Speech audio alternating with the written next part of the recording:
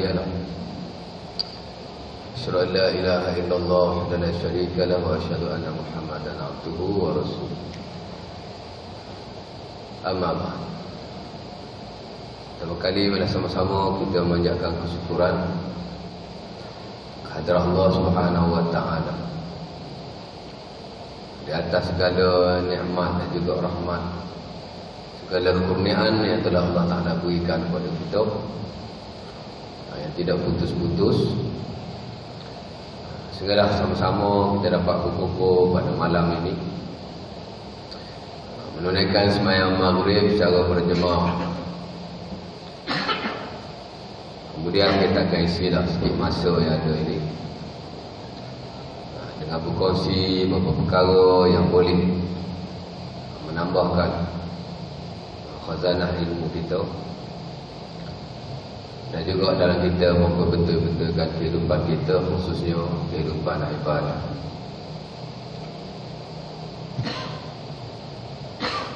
Jadi alhamdulillah. Dan saya rasa, bukan saya rasa lah, cuma saya pasti. Rasa lain, pasti lain. Ini kali pertama dah saya menjejakkan kaki ke surau yang indah lagi permai ini, surau Al-Falah kan. Dan saya pun sebenarnya tak pernah masuk ke sini. Ini kali pertama lah masuk ke kawasan ini, dan kali pertama juga menjejakkan kaki di surau ini. Jadi saya rasa buat pertama kali ini saya ta'aruf lah kepada masjid kan, pengurusan kita. Dia ingat ustaz tak ada kot kan. Nama saya Ustaz Hasan bin Cik Malaya, panggil Ustaz Hasan lah. Ustaz Hasan berasal daripada Sungai Buloh. Saya tadi daripada Sungai Buloh lah ni, saya menetap di sana. Dan tuan-tuan boleh tengok lah yang mana muda-muda tu kan, apa nama, kita punya Facebook lah, Ustaz Hasan. Dan juga YouTube kita lah, Ustaz Hasan. Ustaz Hasan Sungai Buloh. Ustaz Hasan singkatan SB lah, Ustaz Hasan SB. SB tu bukan seberang, SB tu Sungai Buloh. Tuan-tuan boleh tekan Ustaz Hasan Cik Mat, tu bapak saya lah. Ustaz Hasan SB, dua-dua tu boleh diguna pakai lah setakat hari ni. SB tu Sungai Buloh. Facebook sama, YouTube sama, dah ada lah beberapa channel-channel media sosial yang lain. Saya berasal daripada sana, tinggal di sana lah buat masa ini. Asal saya daripada Kelantan lah ya. Saya orang Kelantan sana, berhijrah ke sini lebih kurang hampir 20 tahun yang lalu lah, untuk sambung belajar di Universiti Islam Antarabangsa Malaysia, di kuliah ilmu wahyu, pengajian Islam di sana selama 5 atau 6 tahun. Kemudian saya sambung belajar di Institut Pendidikan Islam Selangor dalam jurusan Syariah Islam, khusus dalam bab pendidikan. Kemudian saya berkhidmat di Sekolah Kebangsaan Bandar Baru Sungai Buloh. Di sana lah hampir 10 tahun lah saya mengajar di sekolah sana, di Sekolah Kebangsaan. Dan saya juga mengajar secara sambilan di Oxford University Malaysia setiap Sabtu dan Ahad. Kemudian biasalah ya, siang kita mengajar sekolah, malam kita mengajar di masjid dan surau. Dan boleh kata sebagian besar daripada masa saya malamnya habis di pentas sini lah, pentas masjid dan surau. Dan saya daripada hari Ahad minggu lepas pun malam dia tak ada kuliah. Daripada Ahad minggu lepas, semalam Isnin je saya baru kosong dah, rehat satu hari. Hari ni saya tidak balik sampai hujung minggu lah, insyaAllah ta'ala. Sebagiannya memang jadual saya lah. Sebagiannya kawan-kawan kadang-kadang kita ganti, kadang-kadang ada jemputan dan seumpama. Jadi siang berada di sekolah, malam berada di masjid dan surau. Hari Sabtu ataupun Ahad saya berada di Oxford University lah sepanjang hari. Jadi rutin kita itulah setiap minggu. Jadi dunia pendidikan, dunia ilmu adalah sebahagian daripada darah daging kita lah. Dan sebuah masa ini saya menyambungkan pelajaran peringkat masters juga dalam pengajian syariah, terkhusus dalam bidang fiqh dan usul. Sebab tu tuan-tuan, mungkin hari ini pertama kali saya di sini, mungkin selepas ini ikut saya dipanggil lagi dan seumpamanya, tuan-tuan akan lihatlah dalam setiap pengajaran saya akan ketengahkan sentiasa perkara-perkara yang bersabit dengan usul dan juga kaedah-kaedah dalam syariat Islam. Pasal itu bidang kita lah. Di samping kita ketengahkan Quran, di samping kita ketengahkan hadis Nabi selaku dua sumber syariat yang paling utama, kita juga mengetengahkan kaedah-kaedah dalam ibadah selaku yang diketengahkan oleh ulama Islam kita. Okey, baik. Jadi malam ini mengikut apa yang saya telah whatsappkan, dia nak start ini kena buat sikit kepada sahabat kita yang mana semalam saya ada whatsapp saya untuk kuliah di sini. Dia tanya nak ngajar tajuk apa ustaz. Jadi saya ni cuma sekadar orang kata datang, saya bagi kuliah umum lah. Saya tak pasti malam ni biasa kuliah hari apa. Ada kuliah malam ni kan? Oh tak ada. Jadual biasa tak ada malam ni. Oh. Ada setengah tempat tu dia gantilah. Ada ustaz tu ngajar tasawuf, ada ustaz tu ngajar tafsir. Jadi dia minta ganti. Jadi di sini pun sama, meskipun tak ada kuliah. Tapi kalau ada kuliah pun, manakala saya kali pertama ke sini, jadi kita berkongsi secara umum saja. Dan saya dah hantarlah kepada sahabat kita tu satu gambar berkenaan dengan kita punya kuliah mana ini. Promosi sikit kan. Saya kata WhatsApp pada kawan-kawan surau kita supaya ramai sikit. Dan saya tengok surau ni, saya rasa lah dekat-dekat nak pasti tu. Tadi pasti betul. Ini saya rasa ni antara surau yang paling cantik lah yang saya masuk. Saya rasa surau lah, bukan masjid, surau. Ni surau kan? Banyak jugalah surau yang saya masuk, surau Jumaat yang cantik-cantik lah. Tapi saya rasa surau ni antara yang tercantik lah saya rasa. Rasa damai rasa. Saya WhatsApp kepada beliau. Tajuk saya kata saya nak kongsikan malam ini satu perkara yang bersifat umum dan boleh jadi kita dah biasa, kita dah faham. Tajuk dia ialah dunia dunia. Ada setengah tempat saya bagi kuliah dunia dan akhirat. Macam semalam, bukan semalam, hari Ahad. Saya berkuliah muha di Kelang, di satu madrasah di Pasti. Kebetulan dia ada buat program di sana. Dunia dan akhirat, apa pilihan kita? Lebih kurang tu. Ini dunia dunia.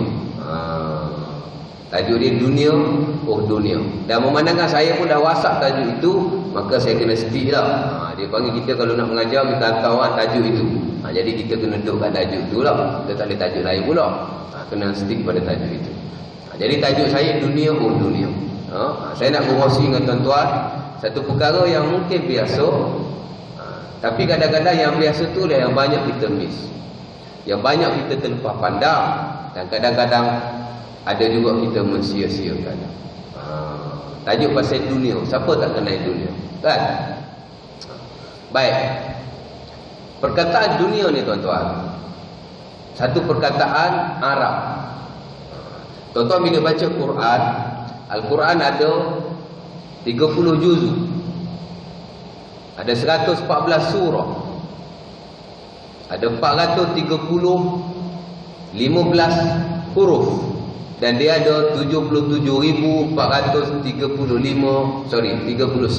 kalimah. Quran tu yang kita ada tu satu mushaf. Itulah dia punya aturan dia.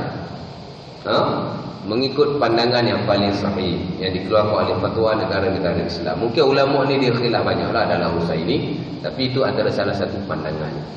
Quran 114 surah, 30 juzuk lah, 114 surah. Ayat dia adalah 6,200 something. Ada kata 6,400, 6,214, ada 6,200. Ulama sepakat kata 6,200, tapi ulama tak sepakat yang lebih je tu. Ada kata 14, 6,214, 6,215, 6,219, 6,225 dan macam-macam. Tapi yang kita duk faham 6,666 tu setahu saya tidak ada lah.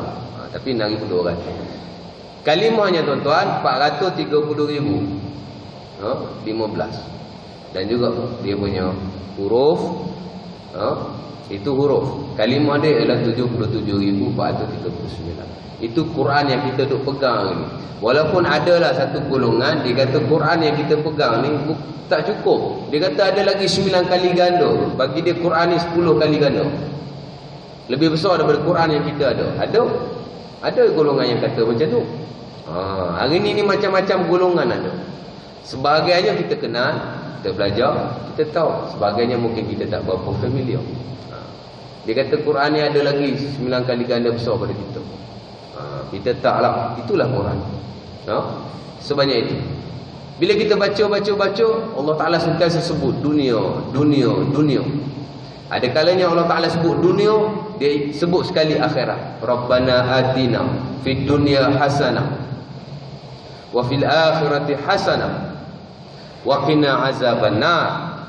Siapa yang tak tahu baca doa ini? Saya rasa dalam 100 orang Muslim, kalau kita buat bacaan, saya kata 99, setengah orang tu tahu juga. Semua orang tahu. Pasal orang duk baca, duk rotib. Mana ada satu imam bila dia berdoa, hujung sebelum selawat, dia tak baca doa ini. Dia mesti baca. Rabbana atina fid dunya hasanah wa fil akhirati hasanah wa qina azabannar. Satu doa yang paling banyak dibaca oleh Nabi sallallahu alaihi wasallam, ikut satu riwayat daripada Anas dalam Sahih Bukhari rahimahullahu taala. Kita lepas sembahyang je kita baca. Tu pun imam je baca. Kita langsung tak baca Rabbana atina. Bahkan Anas bin Malik kata aksar ma yan'u bihin nabi Rabbana atina. Anas kata sebanyak-banyak doa Nabi ialah Rabbana atina fid dunya hasanah wa fil akhirati hasanah wa qina azabannar. Itu doa Nabi yang paling. Doa Nabi ni banyak. Al-Imam An-Nawawi karang doa-doa dan zikir Nabi, tuan-tuan. Hampir 500 muka surat. Mengikut tahqiq yang lama. Kalau tahqiq yang baru ni lagi lah. Boleh jadi sampai 1000 muka surat. Banyaklah. Ada beratus-ratus doa Nabi. Ini doa Nabi yang dia baca, yang paling banyak yang kita kena baca. Nampak? Dapat satu ilmu lah. Bukan saya nak sebut pasal doa ini. Saya nak sebut pasal Rabbana atina fid dunya. Dunia tu hasanah wa fil akhirati hasanah. Kadang-kadang Allah Ta'ala sebut dunia, Allah Ta'ala sertakan dengan akhirat. Wabtaghi fima ataka Allahu daral akhirah wala tansa nasibaka minad dunya. Kadang-kadang Allah Ta'ala sebut dunia dulu. Umpama doa yang saya baca tadi, Rabbana atina fid dunya hasanah. Allah Ta'ala sebut dunia dulu, baru akhirat. Ada ayat juga yang Allah Ta'ala sebut akhirat dulu, tuan-tuan, baru dunia. Antaranya surah yang sebut ini, ayat yang Allah Ta'ala kata wabtaghi fima ataqallahu daral akhirah wala tansa nasibaka minad dunya. Disebut berserta dengan akhirat. Baik. Tak apalah itu. Bila tuan-tuan belajar tafsir, tuan-tuan akan lalui perkara ini satu persatu. Sebab tu kalau boleh kelas tafsir kita jangan miss. Sini mesti ada kelas tafsir kan? Kita ada kelapangan duduk di majlis ini, kita dengar, kita belajar. Baik, dunia tuan-tuan. Satu perkataan Arab bukan saja perkataan Arab, dia sudah jadi perkataan syariat. Bukan semua perkataan Arab dia jadi syariat. Sebahagiannya dia jadi syariat dengan sebab ada kepentingan dalam syarak. Antaranya dunia, tuan-tuan. Dia perkataan Arab dan dia perkataan syariat. Pasal dia banyak disebut dalam Quran dan dia banyak disebut dalam hadis Nabi sallallahu alaihi wasallam. Bahkan dia diinduk dalam syariat, maka dia jadi syariat. Dia perkataan Arab dan dia perkataan syariat. Dan dia juga adalah perkataan Melayu. Orang Arab kata dunia, kita pun kata dunia. Dan bila sebut perkataan ini, kita dah kenal. Kita dah tahu, alah dunia ustaz, kita ni duduk dunia lah ni. Dunia lah ni. Kita dah faham. Kan? Perkataan tu dah jadi Melayu. Tambahan pula, kita bangsa Melayu ni adalah suatu bangsa yang suka menceduk-ceduk daripada bangsa ataupun bahasa lain. Dalam segala hal, dia banyak duk ceduk. Kan? Ada adat-adat yang bukan asalnya adat Melayu daripada bangsa dan agama lain. Kadang kita sedut juga, kita serap juga. Biasalah. Kan? Kita beli kereta baru. Kereta tu dah baru dah tu. Tak ada apa-apa masalah. Pergi kedai aksesori, tukar sana tukar sini. Modify lah.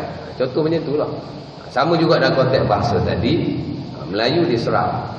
Dalam bahasa Melayu dia ada satu tajuk yang besar, nama dia bahasa serafan.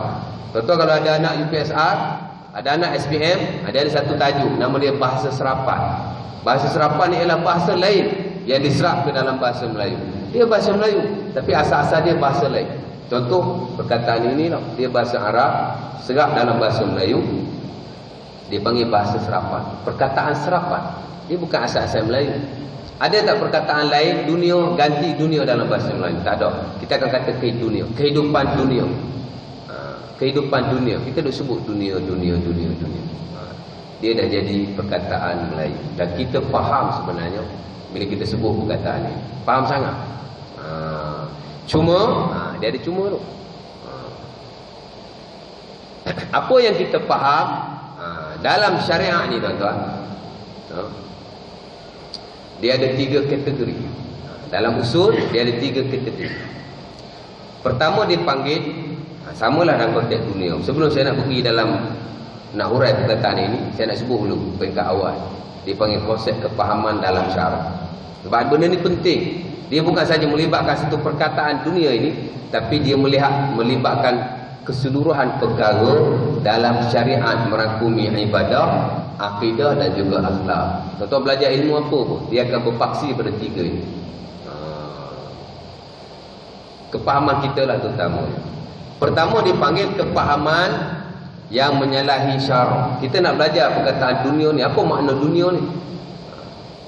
Merujuk pada kepahaman. Tuan-tuan, kepahaman kita dia ada 3. Pertama dipanggil kepahaman yang menyalahi syarak. Dia panggil mukhalafatus syar'i tamaman mukhalafah. Kepahaman itu dia menyalahi syarak. Syarak kata lain, dia faham lain. Syarak sebut makna lagu lain, dia faham lagu lain. Ada ke ustaz? Ada. Tapi segelintir daripada, bukan kita lah, orang lain. Terutama golongan-golongan yang tidak berpaksi kepada sumber yang sahih. Kita panggil golongan-golongan yang sesat. Golongan-golongan yang menyeleweng daripada agama. Pokok ni dia suka. Syariat kata lain, dia faham lain. Dan dia bawa benda lagu lain. Saya bagi contoh. Islam kata innamal a'malu binniyat. Satu hadis yang tuan-tuan dah biasa dengar. Sini banyak masjid dan surau ajar hadis 40 Imam An-Nawawi. Saya tak pasti kat sini ada belajar atau tidak. Ada. Hadis ke berapa dah? Hadis ni nombor 1 dalam hadis 40 Nawawi. Tuan-tuan kalau dah belajar, mana kata hadis ni tuan-tuan dah lepas dah. Hadis nombor 1 sekali. Innamal a'malu binniyat. Sesungguhnya amalan itu dengan niat, dikira dengan niat, diterima dengan niat. Hadis nombor 1 dalam hadis 40 Nawawi. Saya boleh kata majoriti masjid dan surau ajar hadis 40 Nawawi. Hadis ni tuan-tuan duduk nombor 1. Ada surau, ada masjid, dia tak belajar hadis 40 Nawawi, tapi dia belajar Riyadhus Shalihin, juga karangan Al-Imam himpunan. Karangan Al-Imam Nawawi. Riyadhus Shalihin bukan karangan An-Nawawi, tapi dia lebih kepada menghimpun-himpunkan hadis. Dia komen sikit je. Banyak hadis je. Riyadhus Shalihin juga hadis nombor 1. Innamal a'malu binniyat. Sesungguhnya amalan itu dikira, dihitung, diterima, dipandang dengan niat. Hadis yang diriwayatkan oleh Umar, direkodkan oleh Bukhari dan Muslim. Satu hadis yang amat penting, tuan-tuan. Pasal itu mana masuk dalam buku dia. Kata Imam Syafi'i, fiqh ni ada 70 bab. Bab yang paling besar ialah innamal a'malu binniyat. Amalan tu dikira dengan niat. Kan? Ada orang semayang dia pakai niat. Tuan-tuan pernah dengar orang semayang pakai niat? Pernah tengok? Pernah berjumpa? Saya pernah berjumpa. Saya pernah pergi ke rumah satu orang hamba Allah Ta'ala, menumpang di situ lebih kurang 1 hari. Saya tak tengok pun dia semayang. Saya tanya adik ipar dia kata dia ni semayang pakai niat je. Pakai niat, tuan-tuan. Ada juga. Kita ingat tak ada kan? Rupanya ada. Kan Nabi kata sesungguhnya amalan dikira dengan niat. Dia semayang pakai niat je. Dan kebiasaan golongan yang ini ialah golongan yang tak terima hadis Nabi SAW. Dia terima Quran. Semayang tak diajar dalam Quran. Tuan-tuan balik Quran, ada tak Allah Ta'ala ajar cara semayang? Ada? Kalau ada, beritahu saya. Tak ada. Allah Ta'ala suruh je semayang. Tapi Allah Ta'ala tak ajar cara semayang. Nabi yang ajar cara semayang, Allah Ta'ala tak ajar. Allah Ta'ala suruh semayang. Tapi bagaimana nak semayang? Nabi ajar. Dia tak percaya kat hadis. So macam mana dia nak semayang? Dia pakai niat. Aku semayang zuhur. Dah. Dia tak faham. Ataupun dia salah faham. Ni salah faham lah. Satu. Ada juga tuan-tuan. Ni kes salah faham juga. Nabi kata la salata liman la yaqra bi Fatihatil kitab. Nabi kata tidak ada semayang yang tidak dibaca Fatihah padanya. Nabi kata macam tu. Nabi kata tak ada semayang yang tidak dibaca Fatihah padanya. Kan? Semayang mesti baca Fatihah. Ada orang semayang tak baca Fatihah? Saya tak ada. Semua orang baca Fatihah. Malaikat adalah satu pandangan dalam mazhab Hanafi, tak wajib baca Fatihah, janji baca Quran. Itu pandangan yang diterima lah dalam syarah. Cuma tak diamalkan oleh kita lah.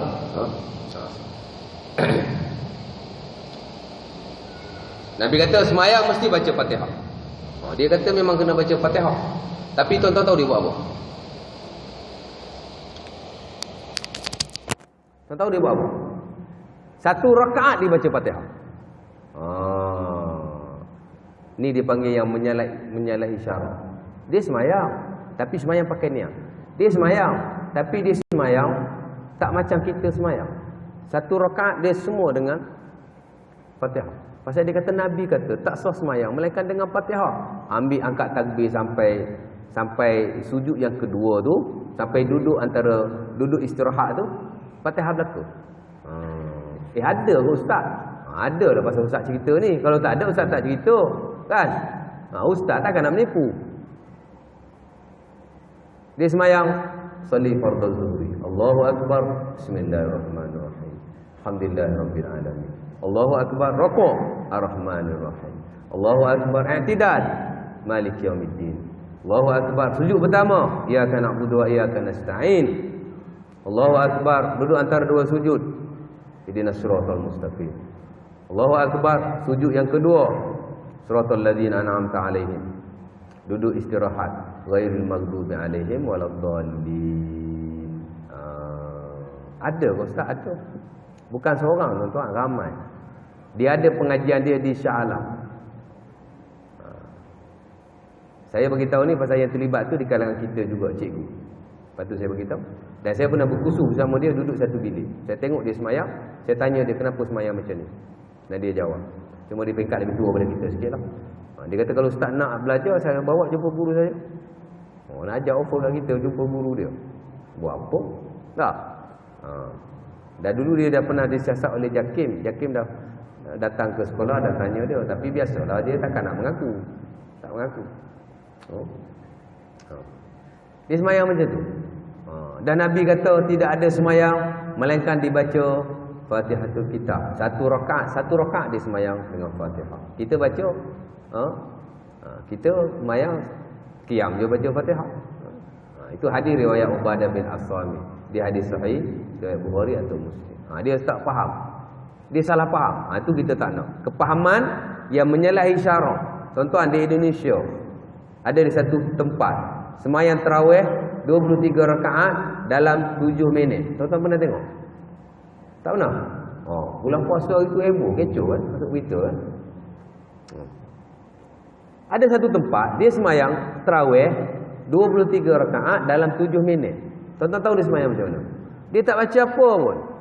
Dia cuma bergerak dan takbir, bergerak dan takbir, bergerak dan takbir. Bukan perlahan-lahan, tak ada tamakninah. Cepat. Kalau tak cepat 23 rakaat mana boleh habis 7 minit? Tak habis. Cepat, cucak. Orang interview dia, tanya dia, macam mana boleh semayang macam ni? Dia kata, pakai jubah besar, pakai serban besar. Mudir dia lah. Dia kata, kami tidak menyalahi syariat. Dia kata, ini adalah amalan turun-temurun di kawasan kami sejak 200 tahun yang lalu. Dia kata tak menyalahi syariat. Dah 200 tahun dah dia buat benda ni. Lagi pula dia kata kami hanya solat begini ketika dalam semayang tarawih. Semayang-semayang yang biasa lain, kami semayang umpama biasa. Nampak? Menyalahi syariat. Bukan saja kepahamannya, tapi amalannya itu menyalahi syariat. Nampak? Nabi tengok sahabat semayang tuan-tuan, tak ada tamak ni no. Nabi kata kalau kau mati dalam keadaan begini, kau mati dalam keadaan Yahudi dan Nasrani. Sebab tu bila kita buat satu-satu ibadah, kena buat macam Nabi beribadah. Sahabat tak ada tamakninah tuan-tuan. Nabi kata kamu mati dalam sebagai Yahudi atau Nasrani. Ada riwayat Bukhari tuan-tuan, ada seorang sahabat dia semayang, mendahului imam. Imam tak rokok, dia dah rokok. Imam belum sujud, dia dah turun sujud. Nabi kata apa? Nabi kata kalau kau mati dalam keadaan begini, kamu akan dibangkitkan dalam keadaan rupa seperti keldai. Apa? Jadi menyalahi syariat. Kita tak nak menyalahi syariat. Sebab tu kita kena belajar, kita kena banyak mendengar walaupun kita dah veteran. Tak ada masalah sikit pun. Ada orang tuan-tuan umur 60 tahun bawa Quran cilik pergi belajar. Tak ada masalah. Tak ada masalah. Nampak? Bahkan bila kita dah veteran itulah kita kena lebih belajar, lebih beribadah kepada Allah Subhanahu Wa Taala. Pasal apa? Pasal dah sampai 60 tahun bonus. Siapa kata? Nabi kata. Nabi kata laqad azarallahu man ballaghahu 60 min umrihi. Allah Taala telah memberi kelebihan, keuzuran kepada orang yang umurnya lebih 60 tahun. Nabi sebut dalam Sahih Bukhari rahimahullah taala. Nabi kata begitu.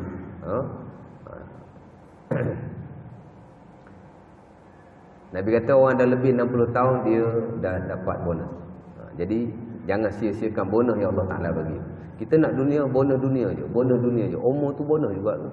Maka kita jangan sia-siakan. Baik. Jadi pertama, kepahaman yang menyalahi. Kita tak nak yang ini. Kita bila sebut golongan lain, umpama Syiah, umpama Mu'tazilah, umpama Khawarij dan lain-lain, kita kata ateis. Apa lagi? Sekularisme, banyaklah yang kita sebut yang kadang-kadang tidak menyalahi Islam. Kita duk sebut begitu, kita duk sebut begitu. Kadang-kadang kita tak takut dengan pukulan itu, tapi yang kita tak nak ialah sebahagian daripada kepercayaan mereka, sebahagian daripada amalan mereka yang meresap masuk ke dalam amalan kita tanpa kita sedar. Itu lebih berbahaya. Dan contoh saya nak bagi Mufti Johor tahun 1940-an dulu, Syekh Abdul Qadir Al-Mandili rahimahullah ta'ala. Tuan-tuan orang duk pondok belajar kitab Risalatul Tauhid, tak akidah tu buku dia lah. Apa dia sebut dalam mukadimah buku dia? Dia kata ada pun orang Melayu bila ditanya kenapa tak pergi haji lagi, dia kata tak sampai seru lagi. Dia kata ketahuilah bahawa itu adalah akidah daripada akidah Jabariyah. Akidah Jabariyah. Akidah Jabariyah ni dia bukan ahli sunnah, dia menyalahi ahli sunnah dalam banyak hal. Kita namakan dia golongan-golongan yang batil.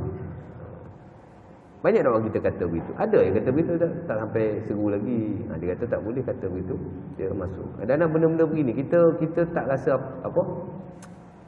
Kita tolak Jabariyah ni, tapi ada segelintir daripada amalannya, perkataannya masuk dan kita amalkan tanpa kita sedar. Sama juga yang lain umpama Syiah dan umpamanya. Kadang-kadang ada amalan dia kita buat, tapi kita tak berapa sedar. Kita nak kedengarkan yang itu. Baik, satu. Kita tak nak menyalahi syarak, kita nak betul-betul kena dengan syarak. Yang kedua dipanggil kepahaman yang menepati syarak tetapi belum benar-benar menepati. Dia panggil makhalafa syar'a wa wafaqahu bil juz'iyyah. Apa-apa yang menepati syarak secara tidak 100%. Yang tadi banyak dibawa oleh golongan batil, menyalahi syarak. Yang ini banyak berlaku di kalangan orang awam. Kita faham tu betul dah, cuma dia tak berapa sempurna lagi. Maka kita kena belajar sampailah kepada tahap yang lebih baik. Belajar dan belajar. Dua ni. Kita faham dah, tapi dia tak berapa sempurna. Contoh macam dunia tadilah. Dunia ni kita dah faham dah, tapi kita nak perkemahkan lagi. Apakah makna dunia dari sudut syariat? Kita nak perkemahkan lagi. Kita fahamlah ke dah, tapi nak perkemahkan lagi. Dan yang ketiga, tadi golongan sesat. Yang ini golongan-golongan awam, termasuklah kita sendiri. Yang ketiga ini ialah dipanggil kepahaman yang benar-benar menepati syarak dan dia sempurna. Ini biasa ada di kalangan ilmuwan, ulama-ulama dan juga para mujtahid Islam. Mereka tu perfect lah. Ilmu mereka lengkap. Kita ni duduk tengah-tengah. Jadi kita kena sentiasa banyak belajar, banyak mendengar setiap masa, terutama bila kita ada kelapangan. Nampak? Sebab kita tak apa cukup. Baik. Kembali pada yang tadi, dunia kan. Dunia ni tuan-tuan daripada perkataan dunu. Dunu ni makna dekat. Kehidupan dunia ialah kehidupan yang dekat. Kita boleh lihat dengan mata, kita boleh dengar dengan telinga, kita boleh sentuh dengan tangan, maka dia jadi dunia. Bahkan yang ada dalam persekitaran kita ini adalah satu juzuk daripada dunia. Tuan-tuan, kehidupan ni dunia. Tubuh badan kita dunia. Ni meja saya pegang ni dunia. Benda yang kita nampak ni semua dunia. Semua dunia. Dari sudut bahasanya, dia perkataan dunu, dekat. Allah Ta'ala sebut dalam Quran, bila menyebut tentang syurga, Allah Ta'ala kata kutufuha daniyah. Ranting-ranting dalam syurga itu amat dekat dengan kita. Sampai kita nak makan, kita boleh ambil. Petik gitu je. Kita kat dunia ni, pokok tu cantik ya, tapi tinggi. Nak ambil kena panjat, pakai galah. Tapi syurga, Allah Ta'ala kata kutufuha daniyah. Dia punya ranting tu dekat dengan kita boleh ambil gitu je. Daniyah ni daripada dunia, dekat. Jadi kehidupan dunia dekat. Satu kehidupan yang dekat dengan kita. Kita boleh tengok, kita boleh pegang, kita boleh lihat, kita boleh bercampur aduk di dalamnya. Itu mana dunia. Dunia ni sudut syarak tuan-tuan, dia ada banyak ciri. Malam ni saya sebut satu je sebab dah nak isyak. Mukadimah tadi lama sangat, nak bagi faham sikit kan. Pertama, apa dia dunia tuan-tuan? Ini panggil hakikat dunia dalam syarak. Pertama ialah dunia adalah penjara bagi orang yang beriman. Itu hakikat dunia nombor satu yang kita kena tahu. Nabi sebut dalam riwayat Muslim daripada Abi Hurairah, Nabi kata ad-dunya sijnul mu'min wa jannatul kafir. Nabi kata dunia ni adalah syurga, dunia ni adalah penjara bagi orang yang beriman, syurga bagi orang yang kafir. Itulah hakikat dunia tuan-tuan. Dia ni penjara. Apa makna penjara? Kita ni terpenjara oleh suruhan dan larangan Allah Subhanahu wa ta'ala. Nabi kata dunia ni adalah penjara bagi orang yang beriman. Siapa orang beriman ni? Kita lah. Kita lah, insya-Allah ta'ala. Kita lah. Dia penjara tuan-tuan bagi kita. Penjara dari sudut mana? Dari sudut perintah dan larangan Allah Subhanahu wa ta'ala. Ada perkara yang kita tak boleh buat, ada perkara yang kita boleh buat. Meskipun begitu, setengah ulama kata ni hanya majaz, ni hanya satu perumpamaan. Walaupun ada perkara yang Allah Ta'ala batas-bataskan, haram, tapi benda yang Allah Ta'ala haruskan itu teramat lebih banyak daripada apa yang Allah Ta'ala haramkan. Sikit aja. Tapi nak cerita, Nabi kata penjara. Kita terpenjara oleh larangan dan suruhan Allah. Dan suruhan Allah Ta'ala ni dia ada dua. Satu dipanggil suruhan yang tegas, yang tidak ada rukhsah padanya, tak ada kelonggaran, mesti buat. Satu lagi dipanggil suruhan yang kurang tegas. Allah Ta'ala suruh juga, tapi Allah Ta'ala tak berapa tegas. Kalau tak buat tak ada apa-apa. Itu dipanggil suruhan yang kurang tegas. Dan Allah Ta'ala ni, pasal apa dia adakan dua suruhan dalam Islam ni? Pasal kita ni tuan-tuan manusia. Bila disebut manusia ni dia ada banyak kekurangan. Maka Allah Ta'ala buat dua jenis suruhan. Satu suruhan yang tegas, yang kita panggil wajib ataupun fardu. Satu suruhan yang tak berapa tegas, yang kita panggil sunat, ataupun mandu, ataupun mustahab. Dua suruhan. Pasal apa? Pasal Allah Ta'ala nak bagi kelonggaran pada kita. Dan Allah Ta'ala tak nak bebankan kita dengan ibadah. Dia tak nak bebankan. Maka ada dua. Hak wajib kita kena buat lah. Tak ada ganti, tak ada rukhsah. Tapi hak sunnah kita ada masa, ada tenaga, kita buat. Bahkan Allah Ta'ala ni tuan-tuan, Allah Ta'ala ni dia sebut bahawa kita ni bukan semua benda kita mampu. Maka Allah Ta'ala pun dia letaklah pada kita ni benda yang kita mampu saja. Allah Ta'ala kata dalam surah Al-Baqarah akhir sekali, Allah Ta'ala kata la yukallifullahu nafsan illa wus'aha. Surah apa tu? Surah Al-Baqarah ayat yang paling akhir. Dia sekali dengan amanah Rasul. Tuan-tuan baca amanah Rasulu bima unzila ilaihi min rabbih wal mu'minun sampai habis. Tuan-tuan akan jumpa la yukallifullahu nafsan illa wus'aha. Apa maknanya? Allah Ta'ala tidak pernah memberati sesuatu diri itu melainkan apa-apa yang dia mampu. Allah Ta'ala suruh kita semayang 5 waktu, mesti semayang. Tapi Allah Ta'ala meraihkan kemampuan kita. Tak boleh semayang sambil berdiri, tuan-tuan semayanglah sampai duduk. Tak ada up sikit pun masalah. Tak boleh semayang sambil duduk, tuan-tuan boleh semayang sambil baring. Tuan-tuan pergi bermusafir, tuan-tuan boleh jamak dan qasar semayang. Tak perlu semayang macam biasa, jamak tuan-tuan. Kan? Banyak Allah Ta'ala bagi kelonggaran. Buat. Bahkan setengah ulama kata wajib qasar. Adalah setengah ulama. Kelonggaran Allah Ta'ala bagi. Allah Ta'ala kata la yukallifullah nafsan illa wus'aha. Kita wajib beriman tu.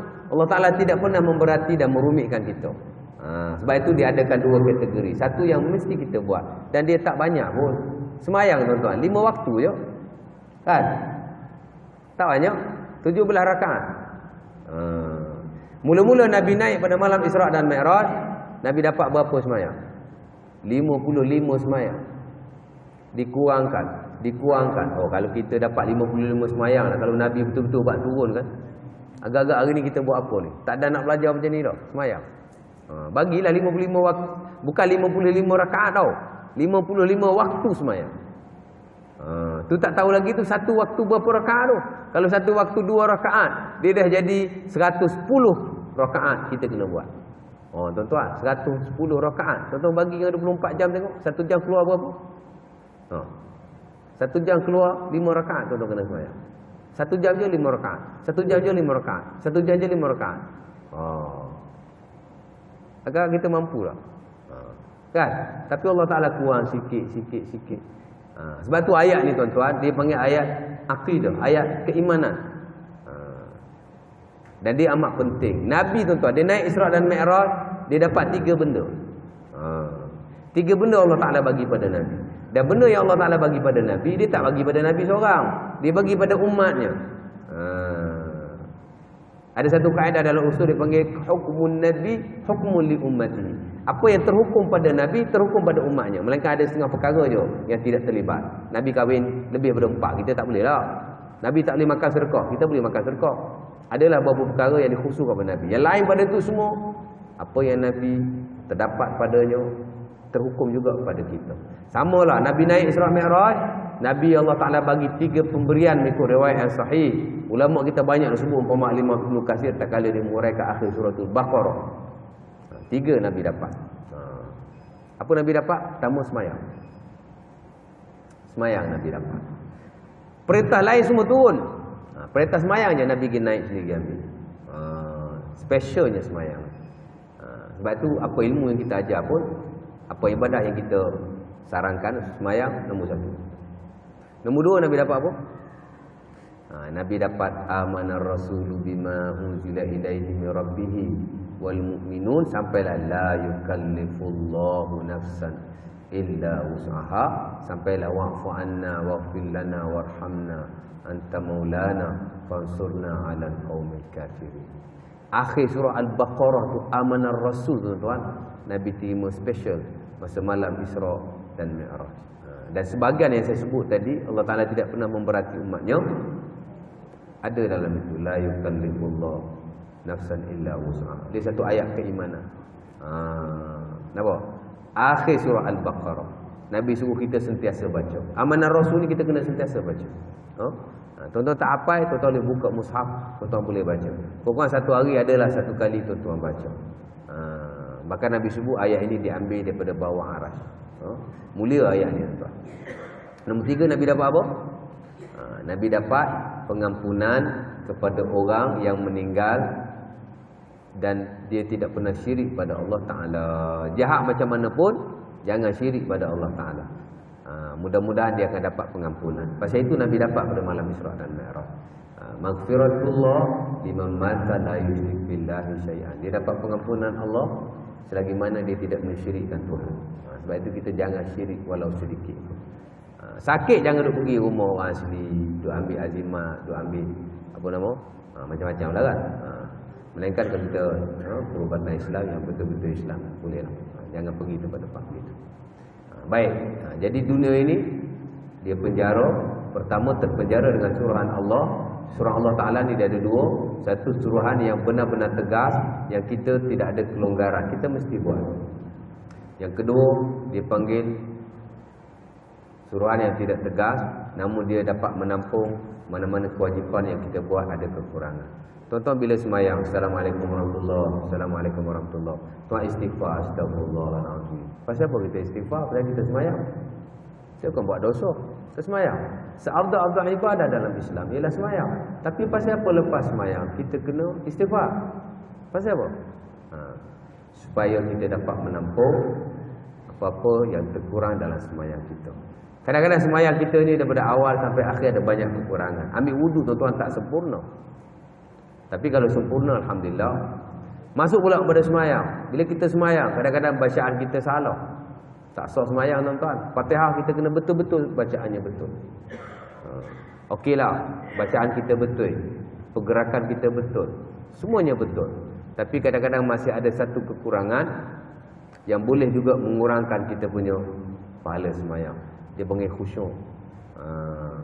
Dan antara kekurangan orang akhir zaman, perkara yang Allah akan tarik awal-awal ialah kekhusyukan dalam semayang. Sampai Nabi kata kamu tidak akan dapat lihat orang semayang dalam keadaan khusyuk. Jadi khusyuk tu tak khusyuk. Semayang dah betul belakang dah, bacaan dah betul, wudu dah betul, pergerakan dah betul, tapi khusyuk tak ada, kurang sikit kan. Dia boleh mengurangi solat.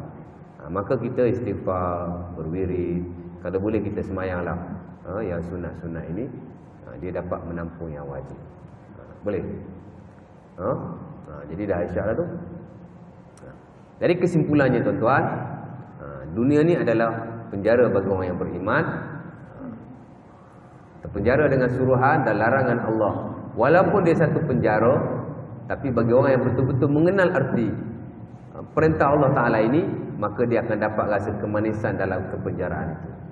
Kita buat rasa kita semayang, walaupun dia satu benda yang mungkin membebankan kita, tapi kita rasa kemanisan dalam ibadah itu.